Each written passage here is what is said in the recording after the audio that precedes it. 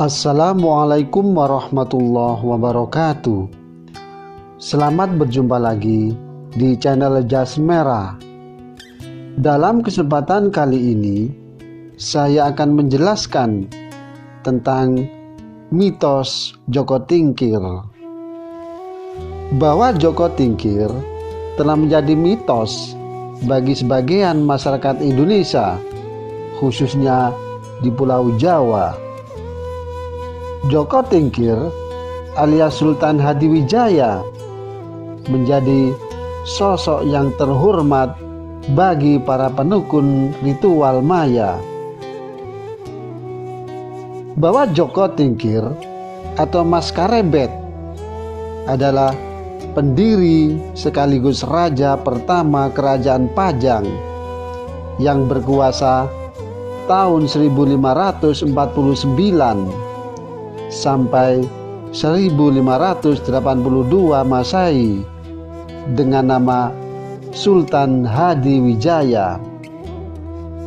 Bahwa Sultan Hadiwijaya lahir dengan nama asli yakni Mas Karebet. Bahwa beliau adalah putra Ki Kebu Kenanga Ageng Pengging. Bahwa ketika Mas Karebet dilahirkan, ayahnya menanggap gelaran yang pertunjukan wayang beber dengan dalang Ki Ageng Tingkir. Sayang sepulang dari mendalang, Ki Ageng Tingkir jatuh sakit dan meninggal dunia. Bahwa Ki Ageng Pengging dan Ki Ageng Tingkir adalah murid Syekh Siti Jenar, yakni 10 tahun kemudian Ki Ageng Pengging dihukum mati karena dituduh memberontak terhadap Kerajaan Demak. Bahwa pelaksana hukuman atau eksekutornya adalah Sunan Kudus. Dan setelah kematian Ki Ageng Pengging, menyusul Nyai Ageng Pengging jatuh sakit dan meninggal dunia. Sejak itulah Mas Karebet diambil sebagai anak angkat oleh Nyai Ageng Tingkir. Bahwa dalam asuhan Nyai Ageng Tingkir, Mas Karebet rajin berlatih kanuragan, kemudian bertapa serta bela diri dan kesaktian hingga tumbuh menjadi Joko atau pemuda yang sangat tangguh. Bahwa ketangguhan dan ketampanannya ini sangat kondang hingga dijuluki Joko Tingkir. Bahwa guru pertamanya adalah Sunan Kalijaga. Ia juga berguru pada Ki Ageng Sela hingga diangkat saudara untuk ketika cucu Ki Ageng Sela, yakni Ki Juru Martani, Ki Ageng Pemanahan, dan Ki Panjawi. Bahwa dalam tradisi lesan di Jawa Tengah, Ki Ageng Sela dikenal sebagai tokoh yang sangat sakti, yakni mampu menangkap petir. Bahwa diceritakan suatu hari Ki Ageng Sela sedang mencangkul di sawah. Langit yang sangat mendung, lalu turun hujan dan tiba-tiba petir menyambarnya. Namun dengan kesaktiannya beliau berhasil menangkap petir itu, dan petir tersebut berwujud naga.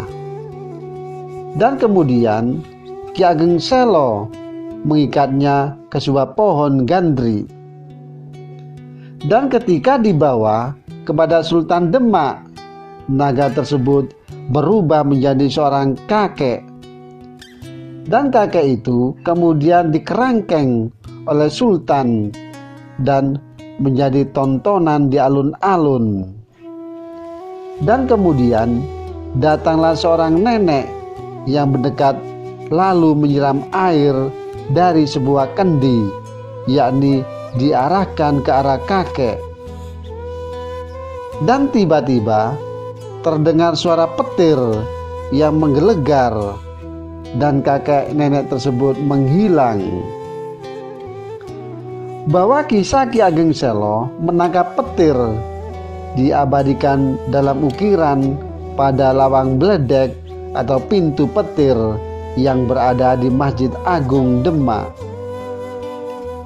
Bahwa ukiran pada tahun pintu itu memperlihatkan motif tumbuh-tumbuhan atau saluran, jambangan, mahkota mirip stupa, yakni tumpal, cemara, dan 2 kepala naga yang menyemburkan api. Bahwa kemudian Joko Tingkir berguru kepada Ki Ageng Banyu-Biru atau Ki Kebo Kanigoro, yakni kakak mendiang ayahnya. Dan di sini Joko Tingkir mengenal Mas Manca dan juga Mas Wila dan juga Ki Wuragil yang kelak disebut-sebut menemaninya menuju ibu kota Demak. Bahwa mitos tak dapat lepas jika membahas kehebatan Joko Tingkir. Ada banyak mitos tentangnya yang dikisahkan secara turun-menurun di masyarakat. Bahwa Joko Tingkir berhasil memenangkan pertarungan melawan buaya raksasa, yang kemudian puluhan buaya yang dikalahkan tadi mengawal perjalanan Joko Tingkir. Bahwa kisah ini bermula saat Joko Tingkir mendapat restu dari gurunya, yakni Ki Ageng Banyu-Biru atau Ki Kebo Kanigoro, yakni kakak mendiang ayahnya. Bahwa untuk pergi dari Tingkir Salatiga, yaitu kembali ke Demak.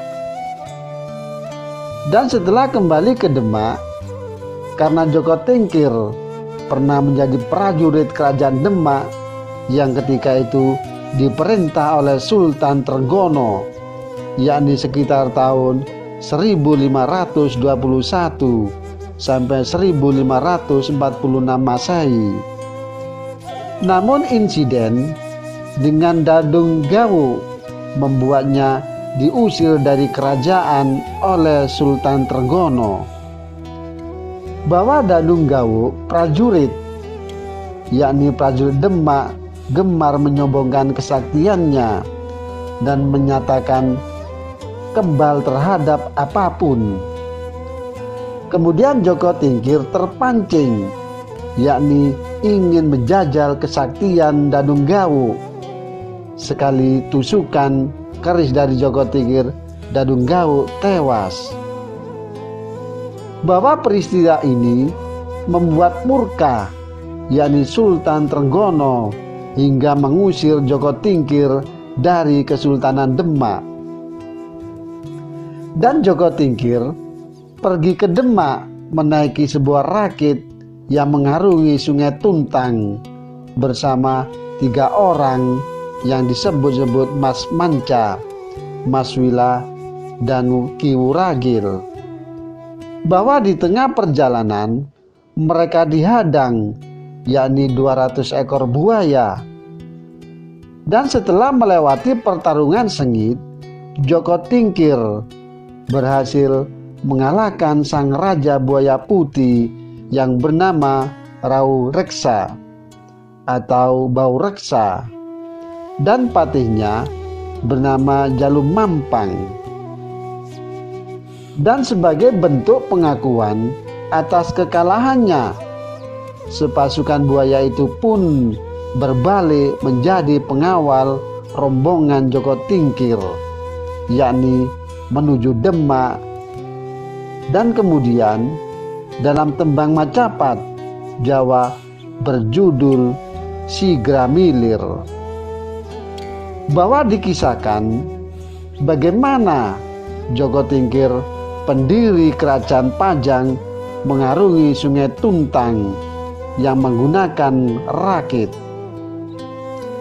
Ada 40 ekor buaya yang mendampingi perjalanan Joko Tingkir dari hulu ke hilir Bengawan Solo, yakni menuju ke Kerajaan Demak, yakni pusat pemerintahan pada saat itu.